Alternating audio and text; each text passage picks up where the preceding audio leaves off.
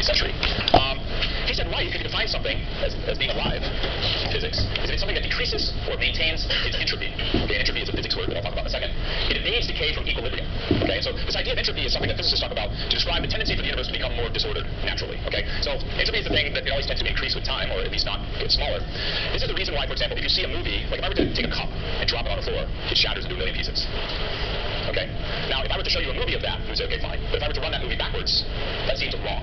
Right? Somehow you've gone from this cup that was all broken up to something that's all put together. And the reason why that sort of seems wrong to you is that the entropy is flowing in the wrong direction. You're taking something that's extremely disordered and becoming ordered. So it doesn't matter, it's possible to take something that's disordered and make it ordered, but it requires an external actor. It's not sort of the natural flow of things.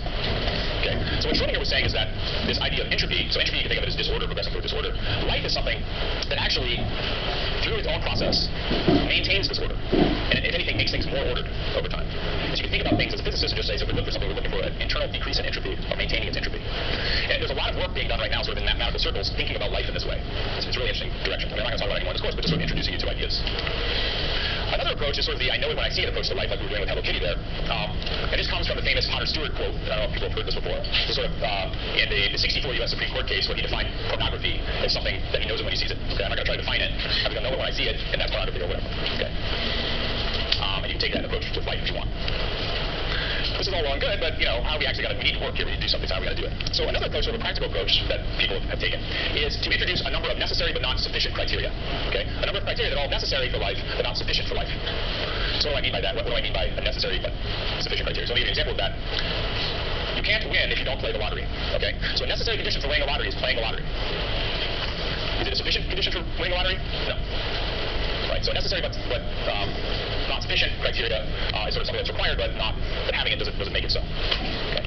So basically there are 6 characteristics common to all living organisms on Earth that people use to characterize the definition of life. For example, there's order and structure, there's the ability to reproduce, the ability to grow and develop.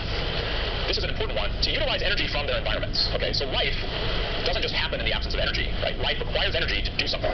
So energy is the capacity to do work. So without energy, you can't do anything. You can't live, you can't grow. So utilizing energy from the environment is a really important thing about life that we'll return to. On the Earth, the primary energy source for life is what? Does anyone know? The sun. Very good, the sun. Right? The energy from the sun is what plants use to grow. When animals eat plants, they get energy from eating those plants, but the ultimate source of the energy in the plants is the sun. And when we eat animals or plants, it's the same thing. Ultimately, the energy source is the sun. So for most life on Earth, although not all life on Earth, the primary energy source is the sun. Life responds to its environment, okay, and it evolves to adapt to their environment. This is another key one that we'll focus on.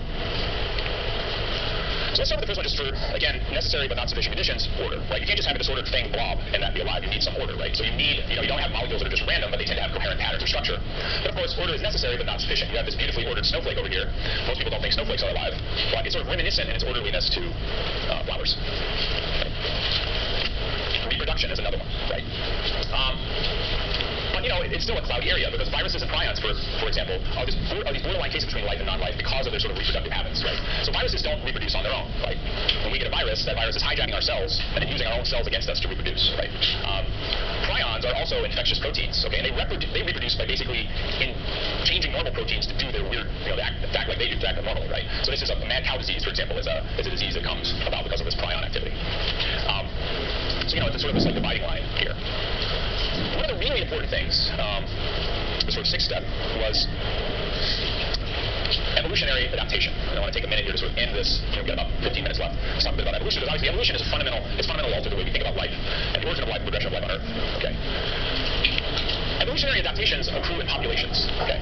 They don't accrue in individuals, but they accrue in successive generations, right? But after a while, enough successive variations can create a whole new species. So this is just a simple example. We've got a rabbit that lives somewhere where it's green. Here we've got a rabbit that's living in snowshoe hares, have these seasonal camouflages. So when it's green, it has this, and when it's snow, it does this. This is an evolutionary adaptation to keep it hidden. Now, this idea of evolution has actually been around a very, very, very long time. Okay, Anaximander, who was living way before Aristotle. This is Thales' student. It was the very, very dawn of sort of scientific thinking. Anaximander basically said, look, life arose in the water. That was his theory. Life arose in the water, and it developed into more complex forms after rising out of the water. Does that sound familiar? It's amazing. Right? Aristotle said, nope, that's nonsense. Species are fixed, they're not changing. And Aristotle was a pretty convincing person, and so basically Aristotle won. But not based on direct observations or anything, right? A racist Darwin, not Charles Darwin, but his grandfather, was very interested in this idea of evolution. There's a quote: "The strongest and most active animal would propagate the species, which should then become improved." So this idea of the strongest animal survives, and the next generation is also strong. So this basic idea that there could be evolution in that way had been around. Okay. Of course, Lamarck, who's sort of a kind of contemporary of Darwin more, he thought that traits were acquired by organisms during their lifetimes, and it passed on to their offspring. Right. So if I cut my hand off, it's more likely my child will have no hand. Sort of idea. Or if I am Arnold Schwarzenegger and I get to be really strong by lifting weights, then my kids will be really strong. That's also wrong. We know this is wrong now. But the key insight that Charles Darwin had, right, was that it was natural selection as the primary mechanism for evolution. Okay. Now, this book that he wrote, Origin of Species, in 1859, is incredibly influential because he wrote it in a way that people could read. This is different than Principia Mathematica, by the way. Reading Principia, you basically have to be like a professional physicist to follow it. It's incredible stuff he was doing there. But Darwin, wrote this really nice book that's easy to read. You can read it. And it sold very well and was incredibly influential, this idea. Now, Darwin knew, for example, about artificial selection. People have been doing this for thousands of years. Okay, you can breed animals for favorable traits, and their offspring will be more like that, right? So, these are sketches from Darwin, sort of thinking about variations of animals. But a more familiar case, right, are the dogs that we have all around us today, right? All dogs have a single sole ancestor, which is the gray wolf. So through manipulating, breeding the ones that we want to breed, we created this thing and this giant thing, right? Just by breeding the ones that get the two big ones together, and eventually you make these, right? So it's crazy. It's amazing what you're able to do over generations. Not even that many generations, if you think about it. We also, of course, do it with plants. Okay. So wild mustard, okay, is the sort of thing that eventually gave rise to broccoli, cauliflower, cabbage, all this stuff. They're all descended from wild mustard. But this is not natural selection. Here it's humans who are the agents that are creating this process. But you can see if there was some other mechanism that acts to select, all kinds of stuff could happen. It doesn't have to be humans doing the selecting. So Stephen Jay Gould has said the following, which I think is very useful way of saying, is that natural selection, the idea of natural selection, is based on two undeniable facts and one inescapable conclusion. And the first fact is that any population can produce more offspring than its environment can support. And this will naturally lead to competition for resources. Not everybody's going to get water. Only a subset of the population is going to get water. And that population is going to live. The other one's not. When I live, I mean reproduce. Fact number two is that individual offspring vary in traits passed from their parents through the mechanism of heredity. Now, Darwin did not understand what the mechanism of heredity was in a microscopic way, but he understood that there was such a thing as heredity, right? And it's pretty obvious to all of us. People pass down their traits to their offspring. Animals pass down their traits to their offspring. Like that happens. Okay. So the inescapable conclusion is that those individuals whose traits best adapt them to survive and reproduce will pass on those favorable traits to a larger number of offspring. Right, so you have some randomness, so that's sort of what we haven't really discussed, but you have a bunch of a population of things that emerge. And there's some randomness in their traits. They're similar to their parents, but not identical to their parents. Some of you are thinking, thank God. But you're not identical to your parents, but you've got some traits, but admit it to yourself now, you're like your parents in some ways, right? But you're a little different. And so there's variation. Every generation has some variation, and if there are little variations that give you a slight edge in times of limited resources, you're going to be much more likely to survive and pass that specific trait that gives you that advantage on to your offspring. And so it goes. Right, so that's the idea. You can see this in action, right? So, for example, there are white clover plants. And there are some white clover plants that have, by heredity, evolved the ability to produce cyanide when they're crushed by a cow's teeth. So a cow bites them, a little cyanide comes out. Those cows that like to eat those kind of plants aren't going to make it, right? That's good for the plant. But, unfortunately, cyanide is also released when the clover freezes, and that kills the plant. So that freezing kind of acts like being chewed by a cow, and that kills you. You don't want that to happen. So, what happens? So, amazingly, right, is cyanide production a favorable trait or not? But amazingly, if you look at a map of where you see the cyanide clover, okay, and the non-cyanide clover in white, the cyanide clover is places where the winters are warm and they don't freeze. And then it makes much more sense to be, unattractive to cows than worrying about whether it's going to freeze or not, because it never freezes. However, if you die every winter, it doesn't matter whether or not cows want to eat you. So that's not a favorable trait, and so you don't have that trait. Here's another thing that's very, very interesting. We'll talk a bit more about the fossil record, et cetera, et cetera. But if you dig down into the Earth, as we'll talk about later, we think that the Earth is kind of stratified in age and depth. So as you dig down, we're seeing older and older layers, more or less. It's more complicated, but that's basically the case. If you go way down to ages to depth that correspond to about 500 million years ago, that's when you first start seeing animals with heads. But then above that time, a little later, a couple hundred million years later, it's where you see everything with heads and limbs. So now you see heads, some things with only heads, and some things with heads and limbs. If you go a little bit later, you see things with heads and limbs and hair and breasts. But you only have to get up to very close to today before you see things with heads and limbs and hair and breasts and walk on two legs. These sort of general characteristics of life appear to take time to evolve. So you see it. And you can see even the evolution from fin bones to arms. You can see them traced out also in the fossil record. So it's really amazing. Is that a hand or you just stretch? Okay. Stretch on. Okay. Very close to this. Okay. So with all that in hand, we basically got what we're going to treat as a working definition of life. Okay. Living organism is something that can reproduce and evolve to adapt to its environment, and that's where it is. That's a pretty broad, open statement for life, but I think we probably need to be pretty generous when we think about life beyond the confines of Earth, because it could be lots of different things. All right, we'll get at it again on Tuesday.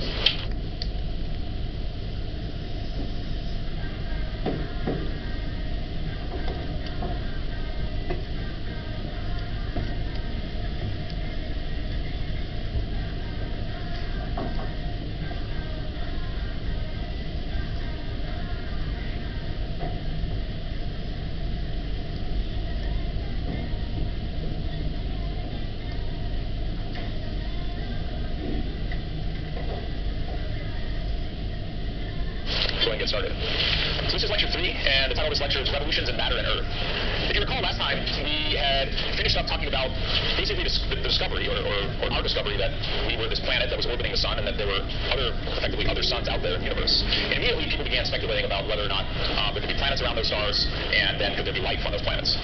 Now, before we get to the point where we can really start tackling this question in detail, we need to back up a little bit and think a little bit about how it is that we figured out what we were. Okay, so what life is, and fundamentally what matter is. What's the difference between matter and life, so inanimate life and life. But sort of at a fundamental scale, we want to go microscopic on this and sort of figure out what is the nature of stuff. And linked to that is also what's the nature of the Earth itself. How long has the Earth been here, etc. So that's sort of the context of this lecture. So it's a little bit more of one of these historical lectures where we're going to back up and kind of walk through some of these questions. So a nice place to begin when we talk about basically matter. So we'll be talking about the beginning of this course, the beginning of this lecture, is sort of understanding what matter is. A very nice place, or a natural place to start, is with Empedocles, so one of these ancient Greek philosophers. So Empedocles was living around the year 450 BCE, and he's the fellow who suggested that the world, that all we see and understand, can be broken up into 4 elements, so 4 fundamental elements: earth, fire, water, and air. So who's heard of this? Right. So this idea of earth, wind, and fire, earth, wind, fire, and then they left out water. I need to have a picture of earth, wind, and fire. I really can't make that joke. But Empedocles is the person who first was thinking along those lines. And so if you think about it, of course it sounds silly to us now that everything in the world is made up of these 4 elements: earth, fire, water, and air. But at some level, this is sort of a deep way of thinking about things, right? So breaking things down into their constituent parts is an idea that's been with us for a very long time. This guy Empedocles is an interesting person. So for example, he thought that air was something. So he maintained that this stuff that we exist within, that's invisible, is actually composed of stuff. If you think about that a little bit, that's kind of profound, because it's not obvious that it's there, right? So there are things out there that you can't see. But he made a really kind of compelling argument for this, or at least the legend goes that he made an argument for this, using something that was called a water thief, but effectively it was kind of basically a straw. So if you've ever taken a straw and stuck it into your drink, put your thumb on the end of the straw and picked it back up, okay, what happens to the water in the straw? It stays there, right? So it's like a dance up here. People are coming up. So you put your water in the straw. Put your straw in the water. Put your water in the straw. Yeah, put your water in the straw. Put your straw. You stick it in the water. Put your thumb on top. Take it off. The water doesn't come out. But if you pick your thumb up, the water flows out the bottom. He said, why is that? What is it that keeps the water in the straw? Okay? There must be something there. There must be something pushing up on the water to hold it there, to keep it from falling out. And the real trick is that when you take your thumb off the straw, the water pops out. When that happens, stuff can come in and push down the other side and sort of win the battle. Okay? So it's sort of a simple argument, but at some level it's a really fundamental thing to start thinking a little bit more deeply about the world around us, because you might naively just think, look, there's nothing there. But he was saying, look, there is something there, and that's a fundamental thing. So generally, the ancient Greeks after this point conceived of the world as made of these 4 basic elements. And you can have transformations between these elements, okay? And this was sort of how the world worked. Now, this is of course very limiting, but also it's extremely simple. It's sort of elegant, right? It's sort of elegant because the world really worked this way. It's sort of a very elegant way, trying to break the world down into sort of small pieces to understand it. Sort of a reductionist way of thinking about the world. Now, around this time, there were basically 2 schools of thought about the fundamental nature of matter. And we've heard a little bit about these people before. Well, on the one hand, you've got the atomists, right? And the atomists, including Democritus, who we've already heard a lot about, believed that all of the world could be broken up into individual tiny things that they called atoms. But fundamentally, the thing we've already talked about, the thing that really set them apart, is that these atoms, these elements, these physical elements that made up the world, existed both here on Earth and in things up in the heavens. So it's a little bit closer to the way that we see things today. Whereas the Aristotelians, people like Aristotle and his followers said, no, that's not what's going on, right? The 4 elements, those 4 elements are found only on Earth. And the heavens are made of a 5th element, the quintessence. The quintessence is what fills the heavens. So it's a distinctly different thing up there than down here. Now, fast forward into the Middle Ages, we have sort of an occurrence of people that are called alchemists, right? So we've heard this word before, alchemists. Today when we talk about people who are alchemists, we think of them as almost like charlatans, right? I mean, when you hear the word alchemist, you think it's sort of, you throw it into a bag with astrologers and psychics and alchemists, so people who are doing things that are all sort of pseudoscience and not real science. In fact, there's not a lot of science to back it up. But in fact, if you really look at what the alchemists were doing, they were really more like proto-chemists, because really from alchemists came the first sort of real basic chemistry. Paracelsus, who was living around the year 1500, is one of the sort of key people in the history of alchemy and / proto-chemistry. He added 3 additional elements to sort of the traditional 4 that were sulfur, mercury, and salt. Now, the way he was thinking about things is sort of not in the exact way that we think about elements today. It was still in this sort of like, sort of more archaic way of characterizing elements. These were called the tria prima. And the way he thought about it was sort of in an interesting way. So, for example, one of them was sulfur. And he knew that if you took sulfur and you burned it, it would flash. And he associated this with transformation. And so there was almost this sort of metaphysical thing going on, where he associated elements with sort of general properties of things that were alive and things you saw on Earth. So he associated sulfur with transformation, mercury, which people had discovered was this crazy weird liquid metal, sort of thick liquid that would roll on the ground, with fusibility and volatility, and finally salt, which you could precipitate out of water as a solidifying agent. And so he was one of these people who worked on a lot of different things, sort of astrology and alchemy and also early medicine. And he tried to bring these ideas into his sort of way of thinking about medicine. And he thought that physicians, for example, could discover cures. So if someone was sick, the basic idea is that something was out of whack in this person's body, and it either had to do with sulfur in the body, which he associated with the soul, or salt in the body, which he associated with the actual physical body itself, and mercury, the spirit. Okay? And so the idea was that you could sort of this holistic way of thinking about the world, and you wanted to treat people by thinking about which of these tria prima were out of whack in their body, so you could then fix them and make them better. So if you take, for example, if you take something and you burn it, what happens? So it's another example. The smoke that comes out, you can think of it as the mercury. The flame that comes out that you see is the sulfur, and the ash that's left, you think of this as salt. Okay? So this is an example of sort of people grappling with their understanding of sort of the basic elements. So as time goes on, people are beginning to think more about what is the basic makeup of things, right? And so, for example, people had long understood that you could put compounds together, you could create compounds, okay? So copper, like, for example, people had known for a long time about copper. And the problem with copper is you can build stuff out of it, but it was brittle. And people had also known for a long time about tin.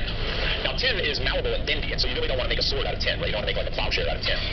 But around the year 4000 BC, people discovered that if you put copper and tin together, if you sort of melted it together, you could create a new compound that's called bronze. And when people discovered this technology to create bronze, suddenly they had a strong material that they could then begin to build things out of. So people had understood for a long time that you could build new things out of separate materials, and these new things that you could create would have different characteristics. Later, people would discover that if you took iron and you added wood ash, you could create something called steel. And the discovery of steel was another sort of huge transformative innovation that allowed people to build steel swords, for example, and then this helped them tremendously to do what they wanted to do. So at the same time, alchemists saw, for example, that you could transform one state into another. So you can imagine transforming these things into other things, these materials into something material. And so what they were trying to do, they didn't really have a full understanding of what was going on at the basic level, but what they were trying to do was turn one kind of material into another kind of material. So this idea of transmutation. So there was sort of this muddled kind of idea. People understood that you could take one thing and put it together with something else and create something new. And they were struggling with this idea of, well, how far can we take this? Like, maybe we can take lead and turn it into gold. Wouldn't that be cool if we could do that? Any questions about this? And so, slowly over time, the alchemists began adding more elements to the list of things that people called elements, right? Gold, silver, lead were added to this. But it was still kind of murky and this kind of sort of haphazard way of doing things. Until eventually, the real progress kind of stepped in when people started doing things in a bit more quantitative way. So it was sort of the next big step was to move into sort of more quantitative chemistry. And this was all ushered in sort of on the heels of what Isaac Newton had shown in his studies of gravity, right? So you could bring mathematics and real precise bookkeeping to bear on some of these problems. The first quantitative chemist, at least by a lot of labels, is this guy named Antoine Lavoisier. So Lavoisier pioneered quantitative experimentation in chemistry, and he did so many amazing things. It's actually a fairly short life. It's hard to go through them all, but let me just list a few of them, and if you think about this, it's kind of a big deal. So one thing is he basically discovered the composition of air. So he figured out what this air was that the Greeks had argued had to be there because of the water thief. He said, not only is it there in a real substance, but I can tell you what it's made of in terms of fundamental elements. He also figured out the composition of water. Right, so H2O, hydrogen and oxygen, that's what we understand what water is. He was the first person to figure that out. And by the way, he coined the terms oxygen and hydrogen that we now know make up as well. He explained the theory of combustion, so these rapid chemical reactions that release a lot of energy very quickly in light. He explained the theory of combustion at this time. And he also, by the way, helped construct the metric system. So his sort of fascination and his obsession with accurate measure is what prompted him to sort of help construct the metric system that now dominates most of the world. And all scientists use the metric system. Now, one of the big discoveries that he did was he discovered the makeup of air. He showed that basically air is more or less oxygen and nitrogen. How did he do this? So how did he go about doing this? How did he figure this out? So put yourself in his situation, right, the year is sort of 1750 something maybe, okay, maybe a little bit later than that. How do you figure out what air is made of? Okay, what do you do? How do we know that? How do we know what air is made of? So let me walk you through what he did, because it's sort of simple once you see what he did, but it's sort of fascinating at the same time, right? This is what he did. He took mercury, right, so people had mercury, and he put it in sort of a glass tube, okay, a swan neck jar, so there's pictures of it, it's a little swan neck coming out, and he heated it. And eventually, a red oxide of mercury formed on the surface. So this is what it looked like, something like this. Okay, so sort of suddenly it turned into this kind of red, powdery stuff that kind of coated the outside of the jar. And he kept doing it, and finally, no more of this red powder formed, and so he stopped. Okay? And he noticed, because by very careful measurement, that about 20% of the air had been used up out of that jar when it stopped creating new mercury, or this new oxide, this new red stuff. Okay? And he said if he took that air that was left, that 80% roughly that was left, if you put like a little mouse in that air, the mouse would die. So this air that was left, all the life was out of it, right? It didn't support life. So that's weird. So what happened? Something happened, right? There was some air there, some part of it went away and got turned into this red stuff, mixed with the mercury and turned into this red stuff. And the stuff that was left didn't support life. Then he took that red oxide out and he heated that in another jar. Regenerated the same gas that had basically disappeared before. And he showed that if he then put something alive in that gas, it lived. And this stuff that he had taken out initially and then put back in, he called oxygen. People get what I'm saying? Okay, it's kind of cool. So that's how he discovered that air has something in it that we breathe. But it's also got something else in it that we don't breathe. And today the modern measure of air is that it's about 80% nitrogen, in fact 78% nitrogen, about 21% oxygen, and then there's about 1% of other stuff, argon, carbon dioxide, and other stuff making up the air. Yeah? I think a better question, how do you get the animal in? I don't know. I mean, it's probably a very small thing. He shoved it in. I mean, let me show you his apparatus. That's a great question. He had all of these complex apparatus that allowed him to do all these things. I mean, that's a great practical question. Like, how do you then shove an animal in there? So I don't know the details of exactly what he did. But this is sort of his laboratory, and you can see that he had this sort of room full of equipment that managed to do all these amazing things, like put animals into these jars that had the oxygen taken out of them and things. Yeah, but that's a good question. Other questions? Comments? So that's sort of the point, right? I mean, you can't just do this. You can't just be like, you can't just take a jar and do it. It's not going to work. Right? You got to trap it in. You can't let new air get into your vessel. So you need a very precise experimental setup to even begin to do this. Even though the thing you're trying to do is easy to describe and think about, in order to actually pull it off, right? How do you get the mouse in the jar? How do you do that? You need a very complex array of experimental devices, and you need to be very careful, meticulous. You need to be what people started calling scientific. Eventually, Lavoisier would describe 33 distinct chemical elements by this kind of approach, right? And he showed that these elements were immutable. That is, you could take water and break it into hydrogen and oxygen, but then you couldn't break the oxygen or the hydrogen apart by chemical means. And then he showed that if you take these elements, right, that you created, you can put them together and form compounds, which are then combinations of these elements, like water. And all of these detailed quantitative experiments that he did basically mark the birth of modern chemistry. It allowed us to begin to really make progress in understanding of the fundamental makeup of stuff, of matter. Sadly, he didn't live that long. He was sort of fairly young. When he died, he was guillotined as part of the French Revolution. Right, so they were chopping off heads. He got guillotined. That's because he was a member of the Tax Farmers General, which the people did not like. And he was in one of these learned societies that was actually eventually disbanded. And the judge at the time basically said, the Republic needs neither scientists nor chemists. The course of justice cannot be delayed. So people held him up and they said, look, this guy's like a great chemist. He's a fantastic scientist. Let's not chop his head off. But they were in such this revolutionary fervor. They were like, yeah, but he's sort of royalty. Let's just end it now.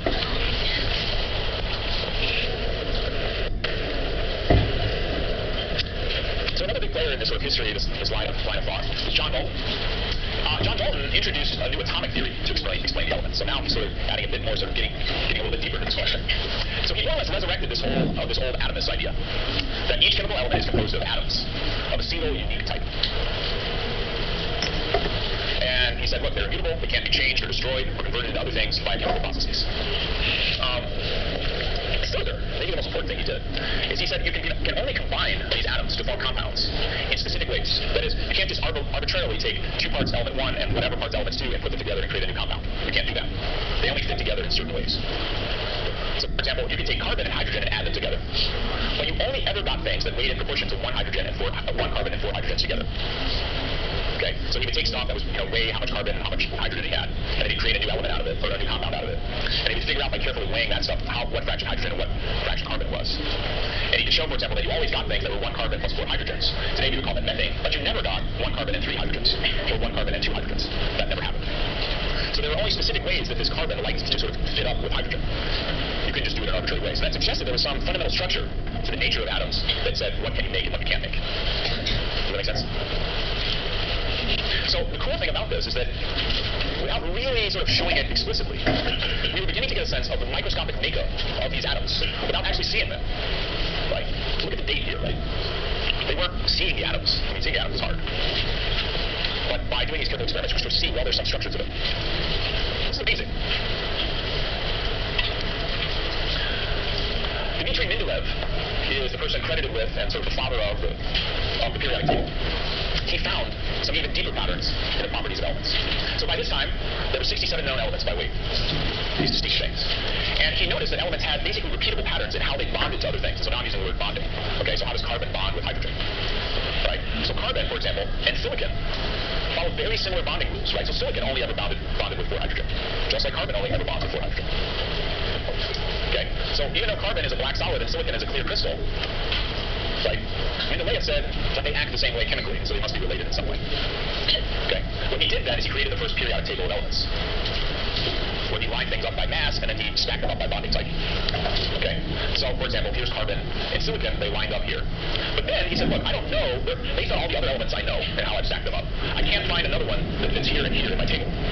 So he predicted that these elements should exist. We just haven't found them yet. And, for example, gallium and germanium are the ones that go right here today. So he predicted the existence of gallium and germanium, even though no one had ever discovered gallium and germanium. Yeah? Is this weight or mass? I mean, at the time, well, it's either or. I mean, we're on the surface of the Earth, so it's sort of either or, but fundamentally, you think of it as mass. He was weighing things to figure out what their mass was. Yeah. Yeah, so the distinction here I think you're getting at is weight is what we sort of colloquially call the force that the Earth pulls on us. Okay? So the more massive you are, the bigger your weight. But that's because we're on the surface of the Earth that attracts us with some force. Because the Earth has a mass and we have a mass. We're pulling on each other, that creates a force. So our weight is like the force of gravity pulling down on us or pulling down on other things. Mass is a more general concept. Mass is sort of the thing that's independent of where you are on the Earth, right? So I have a mass today, and I have the same mass on the Moon, I have the same mass on Jupiter, I have the same mass in empty space. But my weight on the surface of the Moon would be a lot less than my weight on the surface of the Earth. Right? So that's what you're talking about when you say weight and mass. But because Mendeleev was doing all of his experiments on the surface of the Earth, it was sort of interchangeable. He would have understood this because he was living well after the time of Isaac Newton. So today we have this periodic table of elements. Thank you, Mendeleev, and we've got them on the walls in our classrooms here. They're all over the place, and we sort of take it for granted.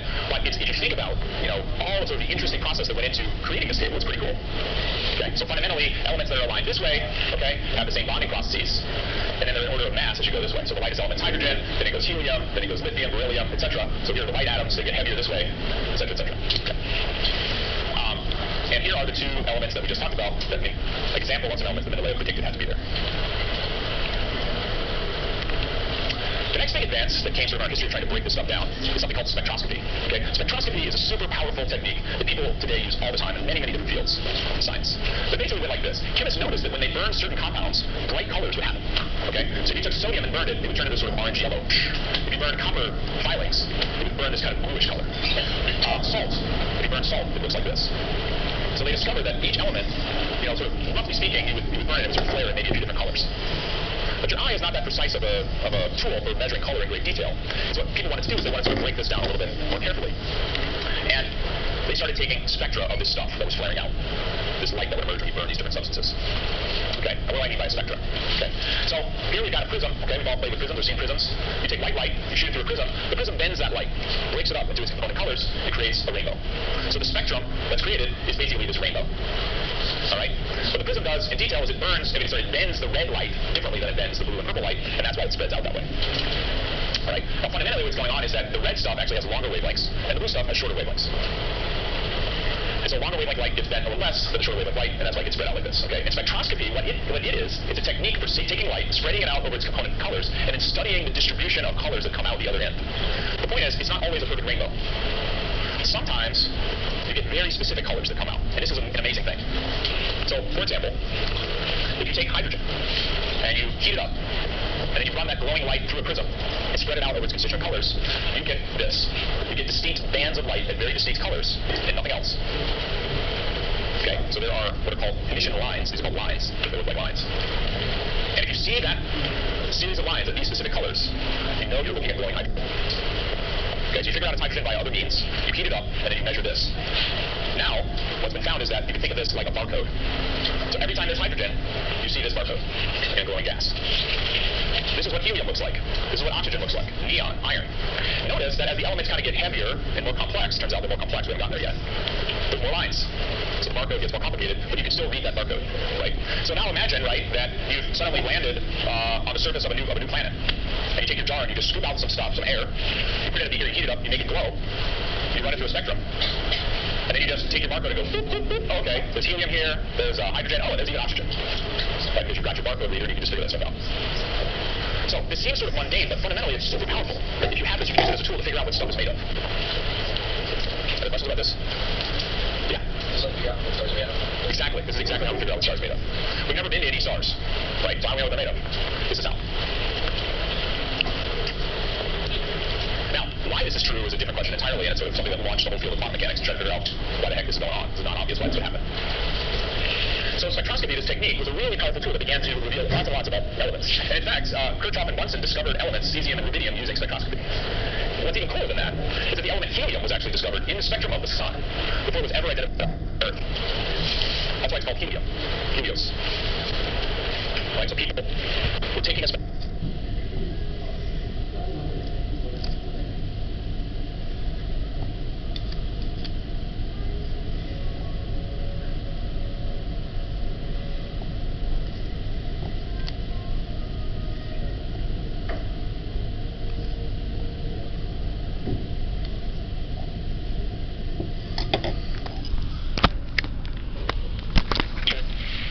spectrum of the sun, and suddenly there's this new element. There's a barcode we've never seen.